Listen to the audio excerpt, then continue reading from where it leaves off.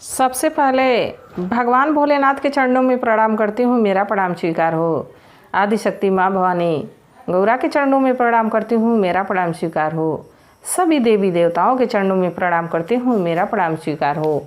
आप सभी गुरु भाई गुरु बहनों के चरणों में प्रणाम करती हूँ, मेरा प्रणाम स्वीकार हो। गुरु भाई गुरु बहनों, आपसे एक सपोर्ट मैं हमेशा मांगती हूँ। आपके सपोर्ट से ही, जब आप और हम शिव के शिष्य हैं, तो आप और हम मिलके ही तो महादेव की चर्चा को और लोगों तक पहुँचाएंगे। जब हमारे गुरु एक ही हैं, तो अपने गुरु की चर्चा हम और आप मिलके और लोगों तक पहुँचाएंगे, जन जन लोगों तक शिवमय कर देंगे। तो लाइक शेयर ज़रूर करिएगा। अगर जो आप लोग चैनल पे नए हैं तो सब्सक्राइब कर लीजिए, ताकि जो भी वीडियो पड़े, कथा पड़े, वो आप लोगों तक आसानी से पहुंच जाए। कमेंट में महादेव का नाम ज़रूर लिखा करिए। महादेव का नाम लिखने से, बोलने से सारे कष्ट दूर हो जाते हैं, सारी समस्या दूर हो जाती है।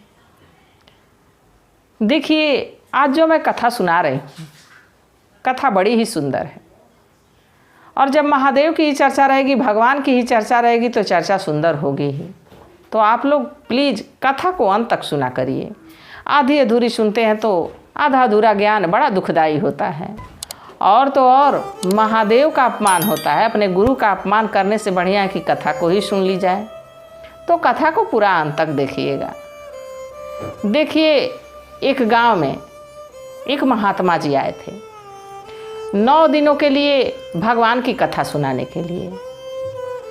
अब वहाँ पे पूरे गांव के लोग बड़ी श्रद्धापूर्वक जाते थे उनकी चर्चा को सुनने के लिए, भगवान की कथा को सुनने के लिए। और लोगों की भीड़ को देख के महात्मा जी भी बड़ा प्रसन्न रहते थे। सोचते थे कि भगवान की महिमा के बारे में, चर्चा के बारे में जितना हो सके उतना बता सकूं। अथाह उनके अंदर मानो सागर समाहित था, इतना उनके पास ज्ञान था महात्मा जी के पास। अब 9वां दिन था कथा का। सारी भीड़ वहाँ पे जुटी।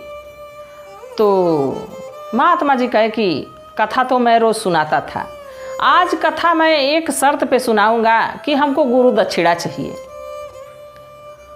जब गुरु दक्षिणा का नाम सब लोग सुने तो सब लोग कहे कि हाँ महात्मा जी, ज़रूर आपको गुरु दक्षिणा दी जाएगी। आप बताइए कि क्या आपको चाहिए।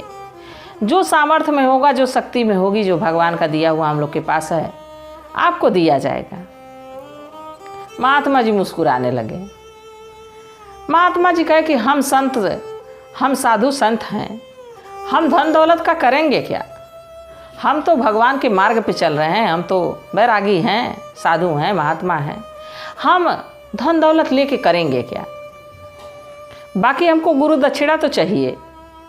सब लोग कहे कि अरे गुरुजी, अरे महात्मा जी, आप बताइए तो सही कि क्या गुरु दक्षिणा चाहिए आपको, क्या आपको दान दक्षिणा में क्या चाहिए? तो महात्मा जी कहे कि हमको बस आप लोगों से एक एक वचन चाहिए। तो सब लोग कहे कि ऐसा कौन सा वचन है? तो कहे कि देखिए, अगर जो कोई व्यक्ति मदिरा पान करता हो तो आज यहाँ पे वचन दे, हमको प्रण करे, भगवान भोलेनाथ को साक्षी मान के उस अपनी लत को छोड़ने की यहाँ पे कसम खाए। अगर जो कोई किसी पराई स्त्री को देख के अपनी राय को बदल देता हो, व्यवहार गलत करता हो, वो आज यहाँ पे प्रण ले ले कि आज से वो कार्य नहीं करेगा। कोई व्यक्ति मांस का सेवन करता हो तो आज यही प्रण ले, आज से ऐसा कार्य नहीं करेगा। अब मतलब सबसे कुछ ना कुछ वहाँ अपनी कमियाँ छोड़ने के लिए कहे महात्मा जी। अब सब लोग प्रण किए कि आज से हम ये कार्य नहीं करेंगे। जिसके अंदर जो भी गलती थी वो अपनी गलती को माने। और महात्मा जी कहे कि जिसके अंदर कोई गलती नहीं है, कोई कमी नहीं है, वो निस्वार्थ अगर जो भगवान को मानता है तो किसी की भी मदद करे, दान पुण्य करे, जितनी शक्ति सामर्थ्य में हो उतनी दूसरों की मदद करे। सब लोग वहाँ प्रण किए। अब सारे लोग कहे कि ऐसा है कि हम लोग तो मान लीजिए गरीब दुखिया हैं, हम लोग तो ये प्रण कर लिए कि हम लोग अपनी बुरी लत सब छोड़ देंगे, बुरी आदतें छोड़ देंगे। पर हमारे गांव में एक बहुत बड़ा, बहुत संपन्न सेठ है। अगर जो वो नहीं आया, वो नहीं अपनी आदत बदलेगा, तो एक ही गंदी मछली पूरे तालाब को गंदा कर देती है। महात्मा जी कहे कि उसको बुलावा भेजा जाए। अब कुछ गुरु भाई सेठ जी के पास गए। कहे कि सेठ जी, जो 9 दिनों से 9 दिवसीय कथा चल रही है उसमें महात्मा जी आपको बुलाए हैं। सेठ जी आनाकानी करने लगे, क्योंकि सेठ जी को भगवान से कोई मतलब नहीं था। अब सेठ जी आनाकानी करने लगे, फिर भी महात्मा का बुलावा था और बड़े संपन्न आदमी थे, तो सोचे कि हो सके दान दक्षिणा की ज़रूरत हो, धन की ज़रूरत हो, इसलिए महात्मा जी हमको बुला रहे हैं। जब सेठ जी पहुँचे महात्मा जी के पास, प्रणाम किए बैठे, तो महात्मा जी कहे कि हमको आपसे कुछ चाहिए। तो सेठ जी समझ गए कि इसीलिए महात्मा जी हमको बुला रहे थे कि इनको कुछ चाहिए। तो सेठ जी कहिए कि कहें कि मांगिए, जो मांगना है वो मांगिए, हम देंगे। महात्मा जी कहे कि आपको अपनी एक बुरी आदत छोड़नी पड़ेगी और एक उपकार का कार्य करना पड़ेगा। तब सेठ जी सुनने लगे, सोचने लगे कि आखिर ऐसा क्या करूं। तो कहे कि देखिए, हमारे घर के सामने बड़ा टूटा फूटा घर है, उसको देख के हमको बड़ा खराब लगता है। सोचता नहीं हूँ कि वो कभी हमको दिखे।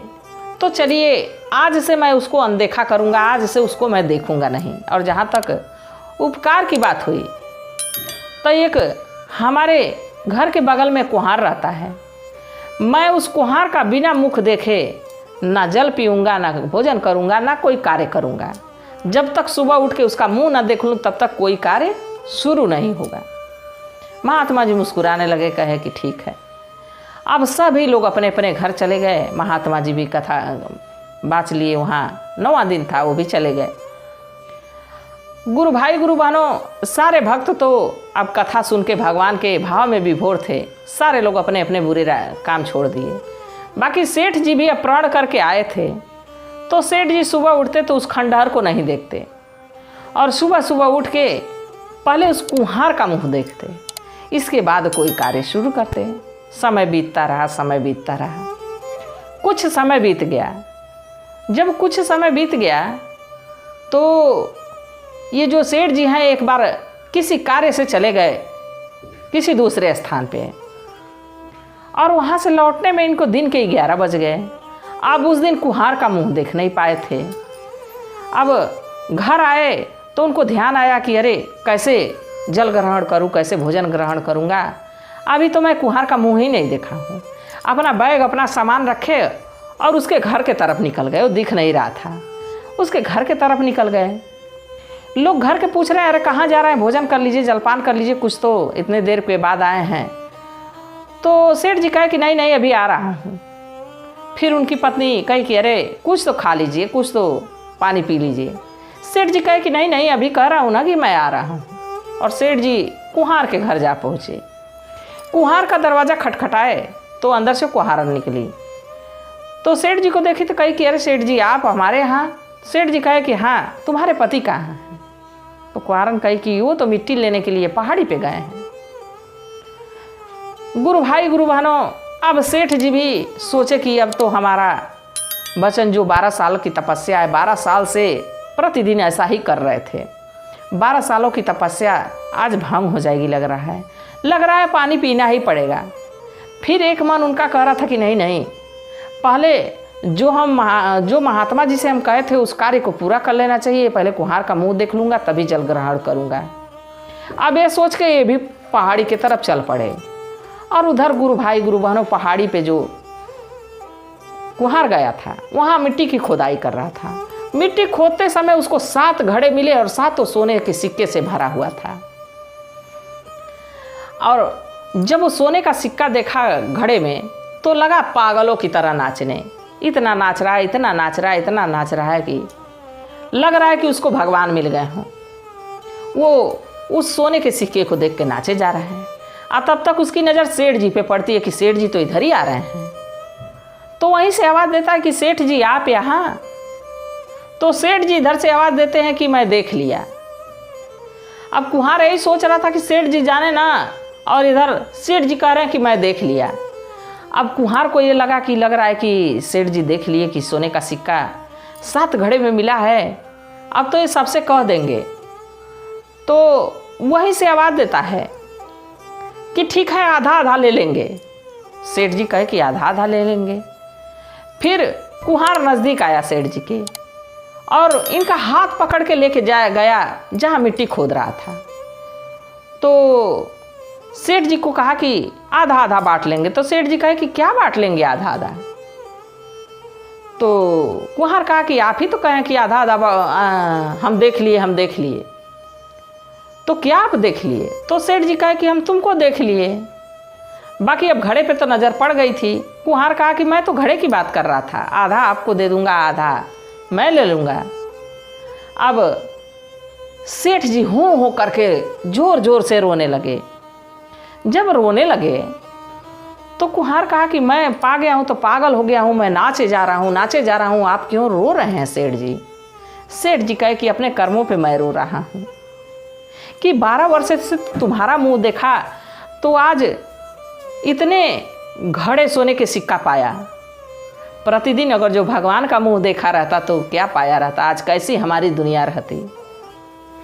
जब इतनी बात कुम्हार सुना तो सेठ जी की भक्ति और भाव पे भाव विभोर हो गया, मानो भगवान के दर्शन हो रहे हों। तो देखिए सेठ जी को तो एहसास हो गया कि भगवान की अगर जो हम 12 वर्षों तक जितनी तपस्या कुम्हार का मुंह देख के किए, उतना अगर जो मैं भगवान का मुंह देख के किया रहता तो आज हमारी दिन दशा क्या होती, हम कहाँ से कहाँ पहुँचे रहते। तो गुरु भाई गुरु बहनों, इन कहानियों के माध्यम से, इस कथा के माध्यम से यही हम बताना चाहते हैं कि हमारे गुरु, हमारे शिव गुरु, हमारे देवों के देव महादेव अगर जो ये हमारे साथ रहें, हम रोज़ इनका प्रतिदिन भाव में रखें कि ये हमारे गुरु हैं, ये हमारे सब कुछ हैं, और इन्हीं के साथ, इन्हीं का मुंह देख के, इन्हीं के सुमिरन के साथ से हमारी दिन की शुरुआत होगी तो ज़रूर महादेव की दया होगी। गुरु भाई गुरु बहनों, कथा कैसी लगी ज़रूर बताइएगा। मैं भी महादेव से प्रार्थना करती हूँ कि हे भोलेनाथ, हे शिव गुरु, जो भी आपकी कथा को सुन रहा हो, देख रहा हो, उस पर अपनी दया दृष्टि बनाए रखिएगा। इसी कामना के साथ हर हर महादेव।